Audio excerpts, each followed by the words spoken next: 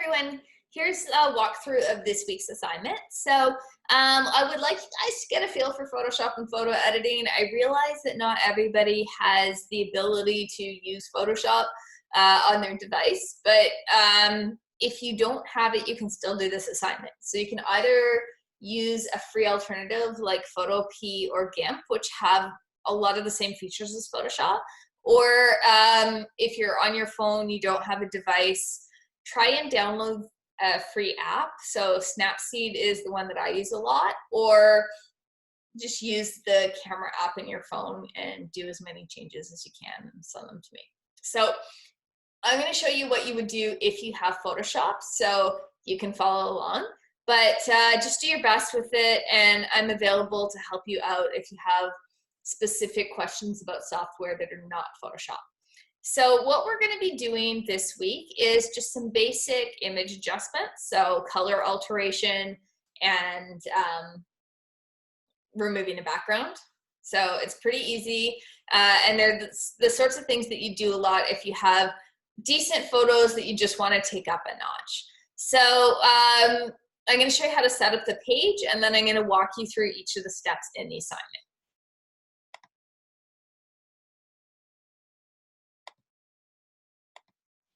So here's the Photoshop screen, and the first decision that you're going to make is which way your photo is oriented. So we want the page to match the orientation of the photo. So your standard page is 8.5 by 11 inches, and your photo is either going to be that same orientation. So in that case, it would be a portrait. So it is shorter than it is long, or it's a landscape, which is probably more likely with most photos. So it's longer than it is tall. So you've got to figure out which way your photo is going.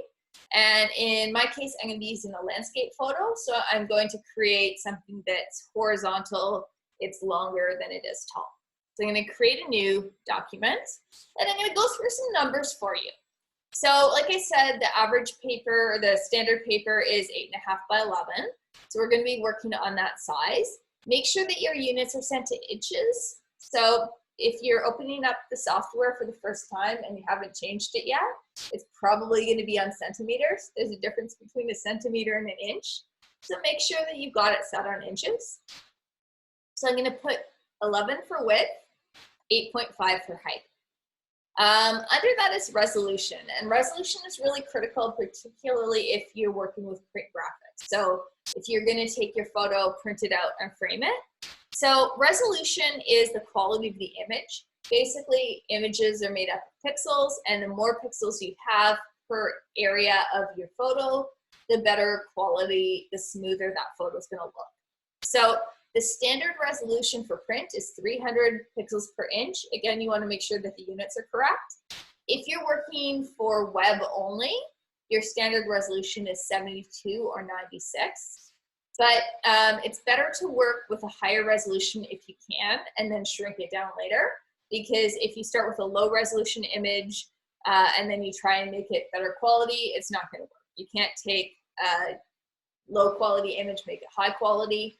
You can take a high quality image, make it low quality. So we're going to assume that we're working in print. So we're going to keep our resolution at 300. And again, make sure it's pixels per inch. Underneath that is the color mode, and that's telling you the primary colors of your image. So if you're on a computer monitor, you tend to be using RGB color. So that is red, green, and blue pixels of light that are creating all of the other colors in your image. If you're working in print, you're working in CMYK, and so that's what we're going to be using for this. So that's little ink dots or toner dots of cyan, magenta, yellow, and black. So we're going to go for that because if I was printing this image out, I would want it to be in the same color mode as I'm using on my printer. So I'm going to hit OK. And after all of that work, we've got a blank page. The first thing that I'm going to do is I'm going to set up my rulers, because I'm going to be working with 4 different images or 4 different versions of the same image. So you can see up at the top, if you don't have your rulers, you just click View and then scroll down to Rulers. So if you don't see 11 across the top, it's probably in the wrong unit. So you can go to Photoshop Preferences and Units and Rulers, and just make sure that your rulers are in inches, which mine are because I've done this tutorial 2 times. Both times they got interrupted by a cat screaming. All right, so now I'm going to use my rulers to create guidelines. And what I'm going to do is I'm going to click my ruler, and I'm going to drag down my guideline. So you can see that I'm still holding down with my mouse. And I'm going to divide that 8.5 height by 2. So I want it halfway down. So halfway down is 4.25. That's in math. And then I'm going to do the same thing on the other side. So I'm going to grab the other ruler, drag it across, half of 11, 5.5. And now I have my page evenly divided into 4 rectangles. So let's get to some actual photo editing. So I'm going to go to File, Place Embedded, and I'm going to find the image that I want to work with. So here's a picture of my other cat, the one that's sleeping and didn't interrupt when I was working on this tutorial. And I'm going to just place it. So I want to work with 4 different versions, so I'm going to have to make her a little bit smaller. So I'm going to just go to the corner and drag in the corner of the image until it fits inside the guideline. Now, for most of you, it's not going to fit perfectly. That's okay. Don't distort it or anything. Just drag from the corner and you'll end up with a little bit of white either above or below the image. That's totally fine. And then I'm going to hit Enter to accept the change. So I've got one version. Now, you'll notice that I've got now 2 layers have popped up in the side panel here. So this is showing me all of the different layers to the image that I'm working with. And the more images that you add on, the more layers you're going to get. So you can create an image Photoshop document that has like 50 layers on it, and that's really common. So right now I've only got 2, the background, which was created when I created the Photoshop document, and then the image that I've placed on top of it. So you'll notice that there's a thumbnail, and there's a little icon in the corner of the thumbnail, and that's a smart object. So if we were in class, I would go on at great length about when smart objects are useful and when they're not. In this case, they're not very useful because they're going to stop you from making all of the edits that I want you to make on this image. You'd have to click on the image and do the edits inside the image and be a pain. So what we're going to do is called rasterizing the image, and that's just going to allow you to directly edit in the document. So you go up to Layer, or you can right click if you're on a Windows device, and you're going to go into rasterize, and you're going to just rasterize your smart object, and then you're not going to have to worry about it for the rest of this project. So now I've got my image, and I want to make 3 more copies of it because I want to try out some different effects. So I'm going to take that thumbnail in the Layers palette, and I'm going to drag it into my new layer button, which is the second last one, and it's going to create a duplicate, which I can then take with my Move tool, and I can move it over to the next square. And I'm going to do that 2 more times so that I've got a whole bunch of different versions that I can try out all of my Photoshop effects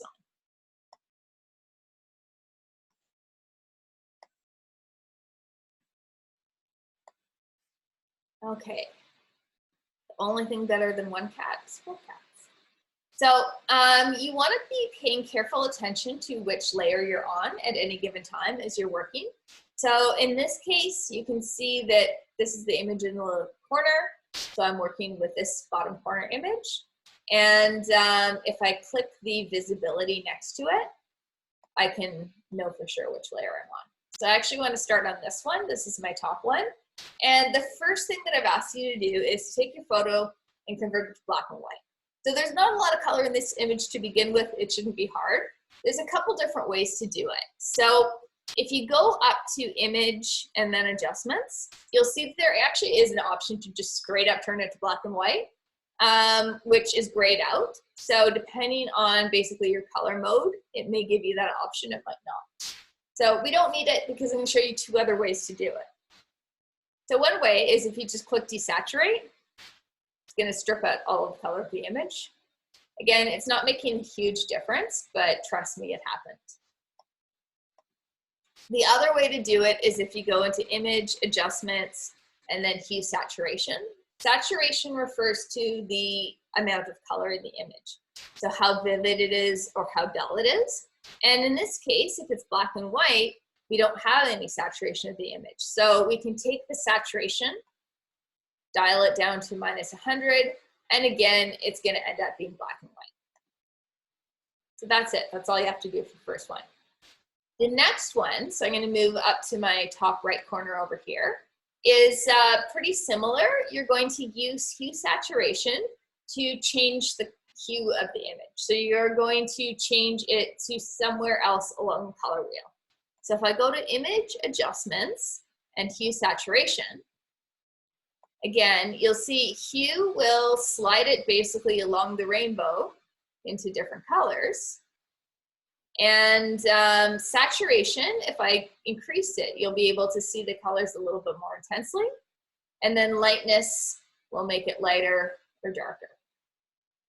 So I'm going to just adjust it until it looks noticeably different and hit OK. There's my second one done. The third one is a little bit different. So instead of adjusting the colors, you're going to throw a filter on it. There's tons of filters. Some are better than others. Some are really cheesy. All I want you to do for this is mess around. So if you go up to filters at the top, you'll see a whole bunch of filters that you can choose from. Again, some of them are grayed out. So depending on the type of image, you may see different ones available to you. You can also install other ones if you want. So let's go into filters and let's try the adaptive wide angle. I haven't really used this. This is a new one in Photoshop, and that basically mimics a wide angle lens. So you can go and change the scale of your lens, the focal length of your lens. So basically, if you don't have all of the fancy lenses that we have at school, you can mimic them in Photoshop, and the crop factor, so basically how zoomed in you are. And you can change different types of lenses. So you can have like a fisheye or a perspective lens, full spherical lens. No, it doesn't let me do that. Okay, so let's just mess around with a fisheye because that was the look that I was going for. And then you hit OK. And so you can see that it's distorted that photo, and I could distort it more if I wanted. So you're just going to go through your filters, find one that you like, and try a filter out on it. The last one is the trickiest. And again, there's a whole bunch of ways to do it. But I've probably spent enough of your time going through this assignment. So I'm going to just show you the one that I would use for most images. And that's a layer mask. So a layer mask is basically sits on top of your image. And it's as if you took a piece of cardboard and just cut out the part of the image that you wanted to keep. So to do that, you're going to select your layer. You're going to go down to the bottom of your layers palette, and you're going to click on this little icon here, which is your layer mask button. And you'll notice that it creates a new, like, sort of sub-layer that sits on top of your image. And right now it's white. So the way layer masks work, anything that's white is going to show. Anything that's black is going to be hidden. So if I take my paintbrush and I start painting, make sure you're painting on the layer mask and not on the actual image, it's going to start creating my mask. And as soon as I let go, you'll see that on the thumbnail, there's the shape that I just created. So I'm going to take my paintbrush, make sure that your foreground color is set to black. I'm going to make my paintbrush really, really big so that I can do this quickly, and paint all over except for the cat. Cat's the only part I want to keep. And the nice thing about layer masks is they give you a lot of flexibility.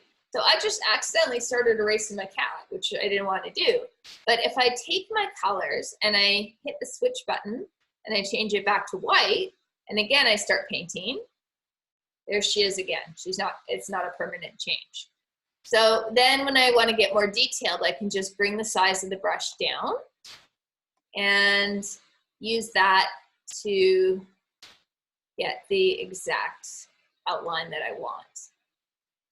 So the thing that I like most about layer masks is that it makes it really easy, particularly if you're working on a trackpad, which is what I'm working on as I'm doing this. It makes it easy to get a lot of fine detail because you can always just take your zoom, move in, and then switch back to white to get back anything that you've accidentally erased. And then go back to black to erase. And so you can see in the layers palette right beside this, the shape is growing larger and you are getting less and less of the image showing.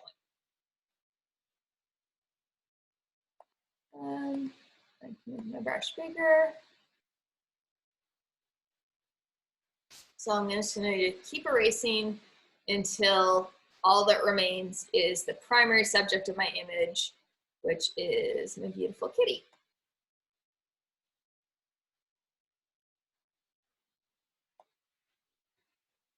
And you use this a lot in photo editing, really, to get rid of something that you don't want in the image and just put all of the focus on your main subject.